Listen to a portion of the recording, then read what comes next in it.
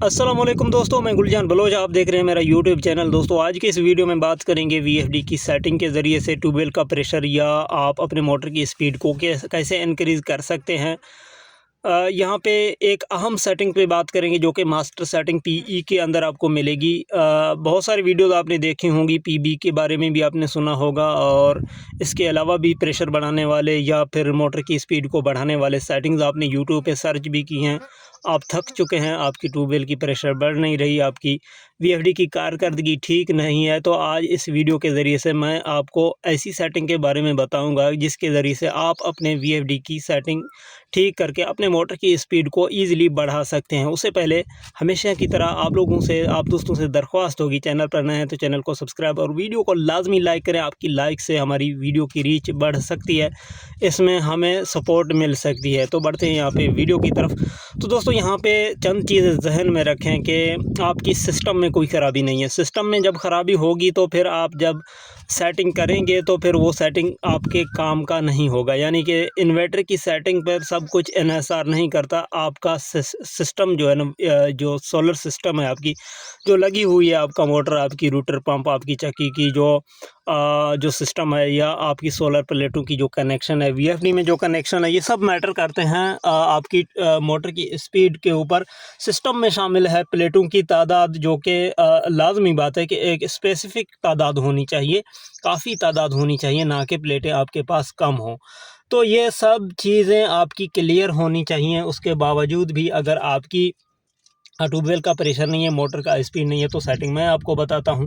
और इसके अलावा और कुछ मैं सिस्टम के हवाले से आपको बताता चलूं। यानी कि आपकी सिस्टम में शामिल होगा आपकी वायरिंग कनेक्शन, यानी सोलर पैनल्स की कनेक्शन किस तरह किया गया है और आपकी सोलर पैनल किस हिसाब से सीरीज़ में लगाए गए हैं, एक स्ट्रिंग में कितने पैनल लगाए गए हैं, या ठीक से स्ट्रिंग में पैनल जो है ना सिलेक्शन नहीं है, किसी स्ट्रिंग में पैनल ज़्यादा है, किसी में कम है। इस तरह प्लेटें भी डैमेज हो जाएंगी, जलने का भी ख़तरा रहेगा और आपकी ट्यूबवेल का प्रेशर भी नहीं बनेगा। हमेशा हर सीरीज़ में प्लेटें बराबर बराबर होनी चाहिए और आपकी हर सीरीज़ में एक काफ़ी मिकदार में वोल्टेज होनी चाहिए, ना कि कम हो। और वोल्टेज की हद को भी नज़र में रखना चाहिए कि ताकि हद से ज़्यादा ना हो, ताकि वीएफडी भी जलने से महफूज रहे। तो ये तमाम चीज़ें आपकी सेटिंग में आती हैं। इसके अलावा भी कनेक्शन में अगर किसी स्ट्रिंग की तार टूटी हुई हो या किसी प्लेट की डब्बी के अंदर जो है ना वो ख़राबी हुई हो, फ्यूज़ जल गया हो, तो वहाँ पे उसको ढूंढना और चेक करना भी लाजमी होता है कि कहीं प्लेटों की इस कनेक्शन में कोई ख़राबी तो नहीं है।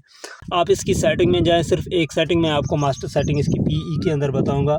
ये तकरीबन मिलता जुलता सेटिंग है, यानी पीबी की सेटिंग को देख लें या बाकी जो दीगर इसकी सेटिंग्स हैं, तमाम के तमाम आपस में जो है ना मुताबिकत रखते हैं। क्योंकि इसका सिस्टम वीएफडी का एक ही तरह काम करता है। वो कैसे, मैं आपको आगे समझाऊंगा।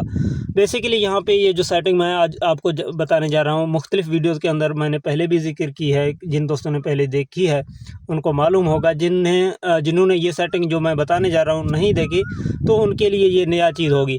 अब यहाँ पे होता क्या है कि यहाँ पे आप देख लें, यहाँ पे देखें 622-23 वोल्ट आ रहे हैं इनपुट प्लेटों की तरफ से। मेरे जो स्ट्रिंग मैंने तरतीब दी है तो वो इस हिसाब से है कि 622-23 वोल्ट ही बना रहे हैं। अब ये वोल्टेज की सेटिंग का ताल्लुक है आपकी पीबी की ग्रुप में एक सेटिंग है PB04, जाहिर सी बात है जिसको आती है उसकी एडजस्टमेंट वो तो परेशान नहीं होगा, जिसको नहीं आती तो उसको पता नहीं चलेगा कि PB4 को कहाँ पे रखें। अब सेटिंग जो मैंने आपको बताना है वो ये है कि डायरेक्टली आप वीएफडी की सेटिंग के ज़रिए से इस वोल्टेज को ज़्यादा करें।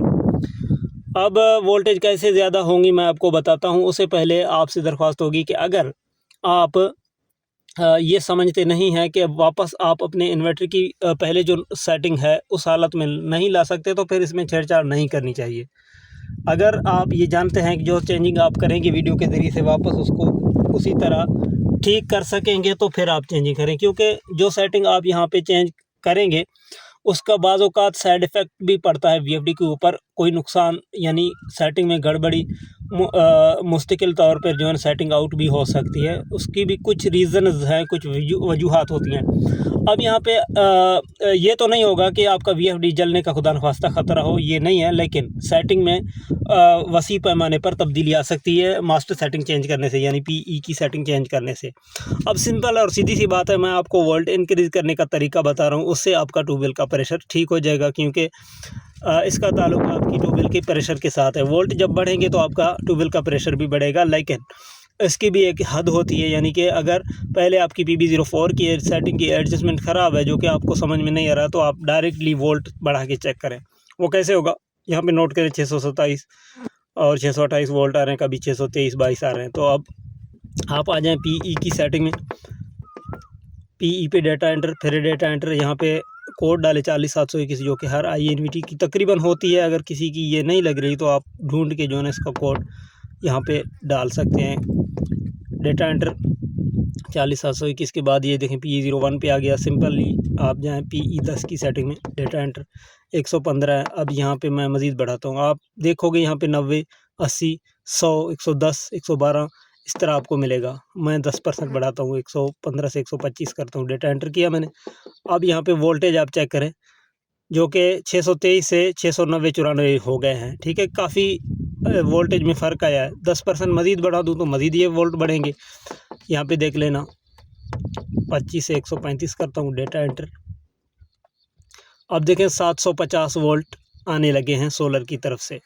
अब ये मसनूई तरीके से आप जो है ना आर्टिफिशियली इसको बूस्ट दे सकते हैं वोल्टेज को इसी तरीके से, तो आपकी ट्यूबवेल का प्रेशर बेहतर हो सकती है। अब यहाँ पे कुछ चेंजेस आएंगी आपकी सेटिंग के अंदर। अगर खुदा न खास्ता इसकी वजह से ट्यूबवेल का प्रेशर या मोटर का स्पीड जो है कम नहीं है, वोल्टेज का मसला आपके इन्वर्टर पर नहीं है, कोई और मसला है, तो फिर यहाँ पे फ्रीक्वेंसी फ्लक्चुएशन बढ़ जाएगा या OV3 का फॉल्ट आ जाएगा, या पर VFD स्टॉप यानी कि चालू में जब आप बंद करेंगे तो बंद होने में मुश्किल पेश आएगी, रुकेंगे, फ्रीक्वेंसी अटक जाएंगे। इस तरह की चेंजेस अगर आपको देखने को मिले तो आप दोबारा से इसकी सेटिंग को नॉर्मलाइज़ करें, यानी जितना पहले है उतना रखें, क्योंकि आपकी VFD में वोल्टेज का मसला नहीं है। अगर किसी ने इस तरीके से ये सेटिंग करके फिर चेक किया है उसकी ट्यूबवेल का प्रेशर या मोटर का स्पीड बढ़ा है, तो वो इस सेटिंग को कंटिन्यू कर सकता है। इसका कोई नुकसान VFD को नहीं होगा, ना कि मोटर को नुकसान होगा। ठीक है, अब यहाँ पे दोबारा मैं इसकी वो जो बूस्ट है उसको ख़त्म करने जा रहा हूँ। आप देखोगे इसकी जो वोल्टेज हैं वापस नॉर्मल हो जाएंगे।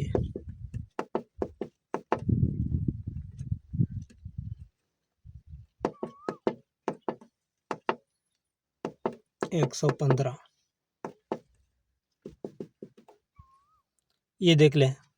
अब धूप की वजह से वोल्ट ऊपर नीचे आ रहे हैं। यहाँ पे धूप अब आ चुकी है, पहले बादल थे, इस वजह से वोल्ट अप डाउन हो रहे हैं। बाकी ये तकरीबन उसी हद तक आ गए हैं जिस तरह पहले था। अब मैं क्विक जॉक बटन दबाता हूँ, यहाँ से ये 50 हर्ट्ज़ शो करने लगी है। तो ये सेटिंग ट्राई करें। अगर आपकी ट्यूबवेल का प्रेशर इंक्रीज़ हो, आपकी मोटर का स्पीड बढ़ जाए, तो इसी सेटिंग को कंटिन्यू करें। अगर कोई चेंज आ जाए, सेटिंग में कोई मसला बन जाए, तो दोबारा इसको रिवर्स कर देना, कोई मसला नहीं होना।